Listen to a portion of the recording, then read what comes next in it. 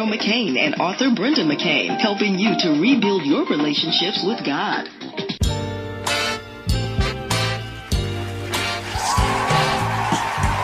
All right.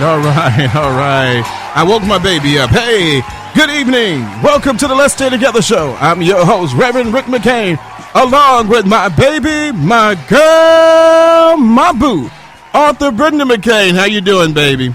I'm doing great. All right. I'm woke, baby. I don't know about you. You looking like you sleep over there. You ready? No, I'm ready. You know, it is 7 o'clock in Chicago. I'm so. ready to kick your butt today. You ready to kick my butt? Okay, well, go ahead. See what you got. You know, show me what you're working with. I'm going to show you.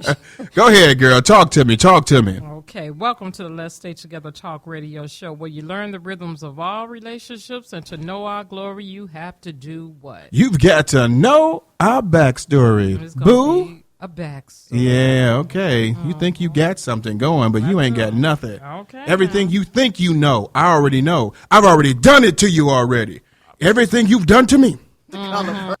Anyway, tonight's topic is the current situation show, and it is shootings in Cleveland, to a father soliciting certain things, to the modern day slavery, and the main event, the Battle of the McCain. Let's get it on. Oh, we gonna get it on. We gonna get it on. Now, I'm gonna give you a brief scripture here, and it says, "Woe unto them that call evil good and good evil, that put darkness for light and light for darkness." We're gonna shed some light on some stuff tonight. That put bitter for sweet and sweet for bitter. Woe unto them that are wise in their own eyes and prudent in their own sight. Now, this is coming from Isaiah 5:20 through 21.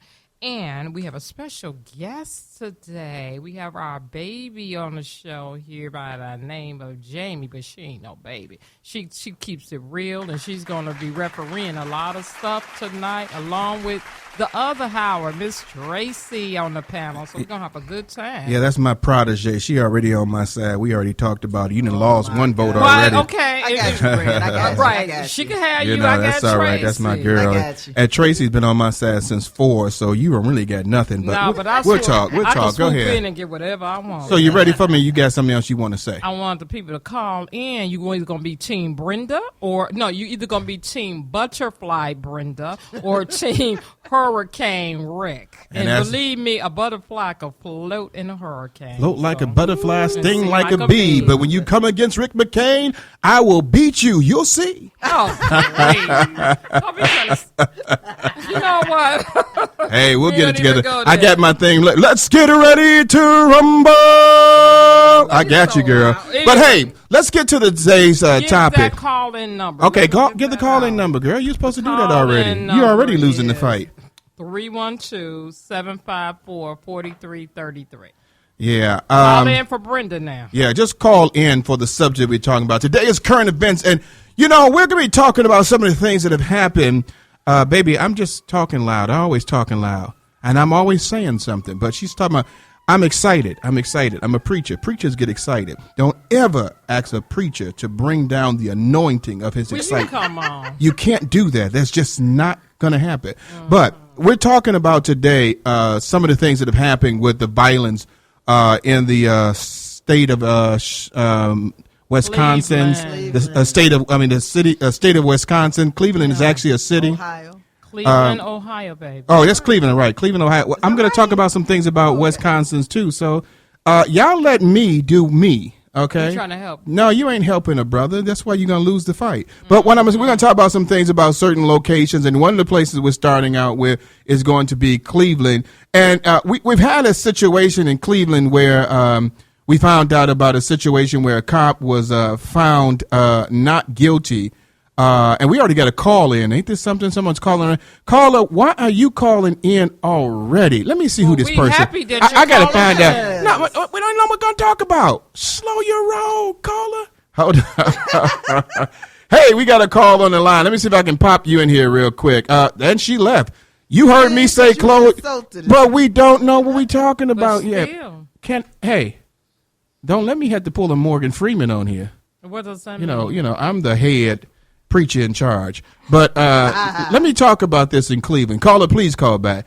A situation in Cleveland where an officer was considered not guilty for firing at two people that were allegedly running away from them. We don't necessarily know why that person was running away. Thank you, Jonathan, for taking care of that caller for me. That's what I got Jonathan there, because Jonathan got my back. That's my boy. He did sent me a message, let me know what's going on. So that's what you call a producer who knows what he's doing. Thank you, Jonathan. We're going to be talking about some situation in Cleveland. But before we get with the Cleveland situation, I just want to throw this editorial out here. We're talking about a situation where a white officer has killed a black couple, two people.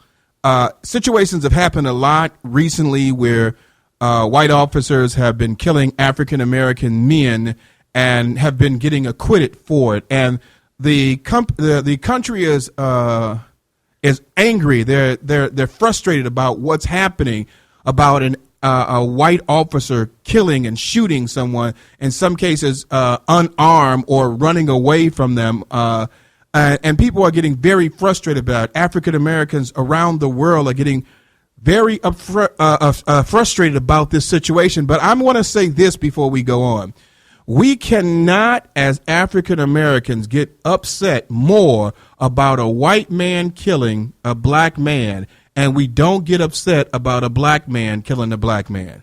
We have got to start letting the world know again, like they did in King days, that we shall overcome. We're going to stop fighting and killing each other with senseless things. There's no reason to kill somebody, but we got to stop this senseless killing. So I'm talking to all of my people out there. Let's stop the violence. Let's start working together. If you've got an issue with each other, let's talk about it. You don't have to shoot nobody. You ain't got to stab nobody.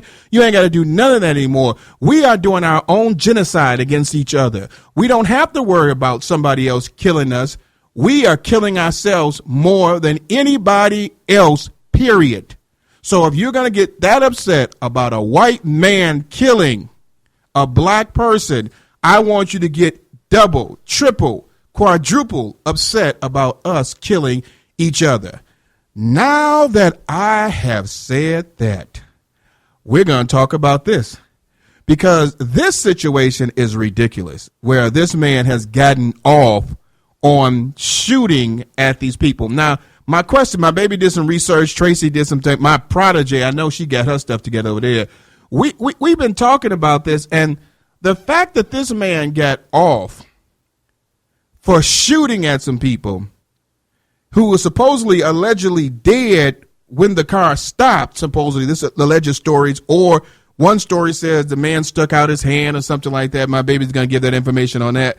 But the man sits here, supposedly jumps on the car and shoots at the person like 30-something times. How many times was it? About 30, 37, 39 times. Gets on top of the car and shoots at the people 39 times. My biggest question was, whatever happened to just, Correction. 49 times. 49 times. Whatever happened to just stopping the car? Whatever happened to shooting at the wheels of the car? All those bullets that you saw there were shoot to kill.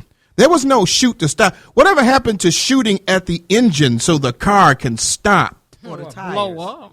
Like I said, the tire. What is going on where all of a sudden now people, we are so afraid that as soon as you're in a police situation, you are more likely to get shot by the police than you are the police talking to you and trying to see if the situation is resolved. Baby, you got something you want to say? I'm not sure if anyone's going to like what I have to say. Nobody does, baby. Nobody does. But go ahead. I don't care. Yeah. I'll speak my mind anyway. Oh, God. But what I am going to say is if you act like animals, you get treated like animals. That doesn't give justification for our policemen to kill anyone. But as I said before, if we don't respect ourselves, and the situation was in this story, if the cops pulled you over, we know since the last 5 years, we could get pulled over, stopped for anything being black. But if a cop pull you over for a broken tail light or something, and then he gets out the car and try to come to you to tell you, hey, your light is broken, and you flee and put him on a chase, I mean, what's really going on? What are you running from? I'm not taking sides with the police because wrong is wrong, the way they killed these people who were unarmed. But when you have stuff in the light of suspicion, a cop going to act like a cop. Well, Or wrong. but I can't agree with you on that because, we don't know the scenario why the person was running. Let's just say that they were guilty as all get up. They were wrong. The guy had 3 strikes and he didn't want to go to jail. They had cocaine in the car. We don't know what the situation. Let's look at the worst situation possible. That still does not mean shoot to kill. No, it doesn't. What happened to apprehend? Go ahead, Prodigy. I think this is just completely ridiculous anyway, but I believe that I was having a conversation one time with someone who's a cop, and I want to say that they told me anytime a cop pulls out their gun, they're shooting to kill. And it's ridiculous. You don't have to shoot me to kill me, especially in this situation. The article I read said that they thought that the backfire from the car was a gunshot. Now, I know I'm not an expert on gunshots, but I've heard some before, and you can sometimes tell the difference. And even if you thought it was a gunshot, like you said, you could have shot at the tires. When you were shooting at them on the hood of their car and they weren't pulling out any weapons or trying to fight back, that's a problem. For you to keep shooting them till they're dead and then continue to shoot them is a problem. Yeah, no, I agree because now, from what I understand, also, you are supposed to use, and I know I'm using the incorrect term, but like force. So unless I was shooting, they shoot you back. Exactly. So if you didn't see any bullets fly out, then you're supposed to use the same force to restrain somebody. So if you're jumping on top of someone's car and shooting, I don't know if anybody saw the picture of the windshield. Yeah. That was like I'm standing right here on your windshield and shooting at you. It was ridiculous. And if you look at the picture of the windshield, they said that the man got shot in the head. Now, if you look at the windshield, they said he got shot on the right side of the head. If you look at the windshield, there's at least 3 shots right there about head's length where it seems like it. And then the other side is just riddled with bullets right in the front. So this car has stopped and you're shooting at them that way. And the judge says, well, we can't really come to a conclusion that the bullet that actually shot and killed them came from this individual. Well, I don't know. Is CSI lying to us, y'all? Is Law and Order lying to us? Is it just a joke? Or can you actually tell by the bullet that comes out of the gun? Because I've looked at other than CSI, like real people shooting guns, and they say the same thing. You are able to tell that bullet came from a specific gun. And so, an angle. Yeah. And so now all of a sudden they can't tell that bullet came from there. Well, you could tell that somebody killed him because they were shooting to kill. There was no stop. And I heard somebody sit there and say, well, they could have killed somebody. True, they could have. We're not sitting here defending the people for running. We're just saying you don't have to kill them from running. There's no way that you're going to tell me that justification comes by you shooting at somebody while the car has stopped and you jump on the window and you shoot at the person 15, 13, 20 times. It was a total of 137. Yeah. It was. But I feel like regardless of what angle or range the bullet was shot at, you knew that between these 3 cops, these 2 people were killed. So if you couldn't figure out which one did it, all 3 of them should have been in trouble. I was going to say, I can get past the shooting, but I can't get past the non-guilty verdict. I don't think I can get past the shooting. Yeah, I mean, and I can't get past either one of them either because to me it's like, that car, when you look at that car, they were trying to kill somebody in that car. I thought Muggsy Malone was in the car or something like that, or some kind of a gangster was in the car. They shot at that car to kill, and then the officer gets on top of the car. That when you get on top of the car shooting at someone at that range, you are not fearing for your life. Well, one thing I can say, they said the Justice Department is investigating or have been investigating the Cleveland Police Force Department because they have been engaged in a pattern of using excessive force. And like I said before, unfortunately, the excessive force has really came with a lot of different police departments around the U.S. because of the certain things. There used to be a point that shoot a cop to kill a cop. So now it's reversed. That's so true. they're looking at, we ain't taking no